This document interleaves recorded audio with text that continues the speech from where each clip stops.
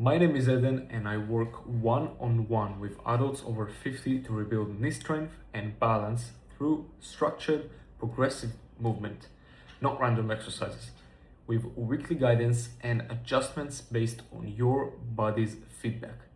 Now, most people with knee pain are actually trying to do the right thing. They are exercising and staying active, but unknowingly, they choose movements that make their knees worse. And the problem is, even healthy exercises can be harmful if they are not right for your knees. So in this video, I'm going to show you exactly what to avoid and what to do instead to keep your knees safe and get stronger. But before we are getting into the examples, there's one important principle to understand. Your knees don't just need movement, they need the right kind of load, control, and support. The goal is not to avoid exercise, it's to choose exercises that build strength without irritating the joint. The first example as to what to avoid is very deep squats.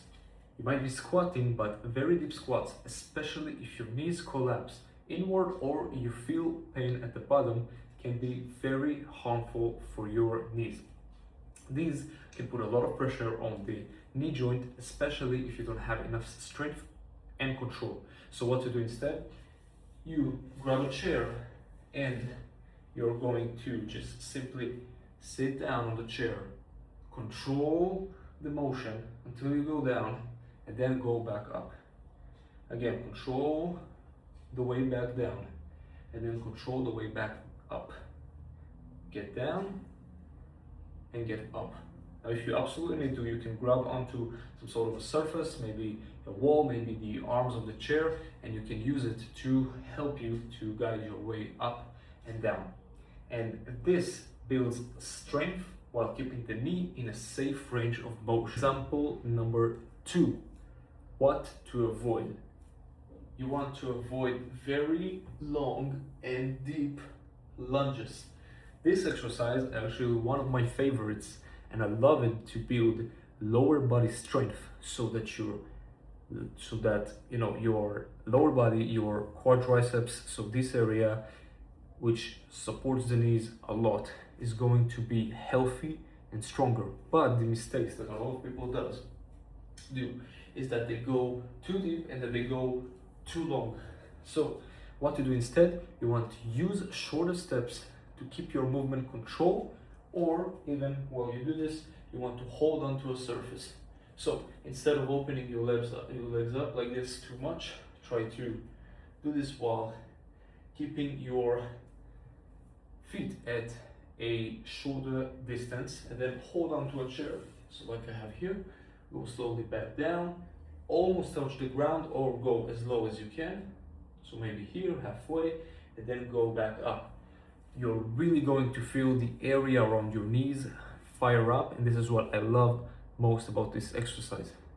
Now you can train the same muscles, but just with much less stress on the knee. Example number 3 of what to avoid. So you want to avoid jumping, running on the ground, or anything high impact when your knees are already irritated.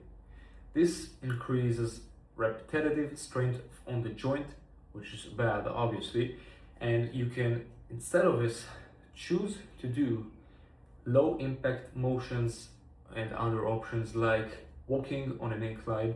So maybe find a nice hill, or if you have a gym, walk on the treadmill with an incline. You can try cycling, you can try other controlled strength exercises. You still stay active, but without aggravating the knee, because these things that you want to avoid, like jumping, running on hard ground, these are going to impact the knee a lot, and these going to cause a lot of irritations and stress on the joints. So avoid these. Example number 4, what you want to avoid is to use heavy weight in leg extensions, especially if you feel pain during the movement. So leg extensions are these exercises when you're kind of sitting and you're extending your legs forward. Now, for some people, this can cause irritation and feeling uncomfortable on the knees. So you want to avoid doing this with heavy weight if you are doing this with weight, or if you're not doing this with weight, you can use light resistance and slow control and focus on simple movements like straight leg raises or controlled extensions. And the key is to control over weight. You want to slow down, you want to make sure you're doing the movement the right way. You even want to go halfway, you don't even need to straighten your leg. You can do this while going halfway, this will be completely fine. But do these instead of these. So example number 5, which is optional but very, very strong. And you want to avoid to push through pain. And you want to work within comfort. So this is one of the biggest mistakes that I see that people over 50 do with their knees. So if an exercise causes sharp or increases pain, pushing through it often make things worse. You might want to let your ego play. You might want to prove yourself that you're stronger, but instead you have to work in a pain-free or low discomfort range and progress gradually. Your knees get stronger through consistency, not force. If you're going to push through and you're going to try to prove yourself or prove someone else that you are capable, that you can push through the pain, and as we've sometimes told, this can lead to worse results and to slower progress and to injury, which you don't want to do. So don't let your ego make you push harder when you actually need to work within comfort. The difference between progress and setbacks is often not how hard you train, but which exercises you choose. And small adjustments is how you move. And how you move can make a huge difference in how your knees feel. And this is exactly what I help people with inside the Feel 20 Again framework.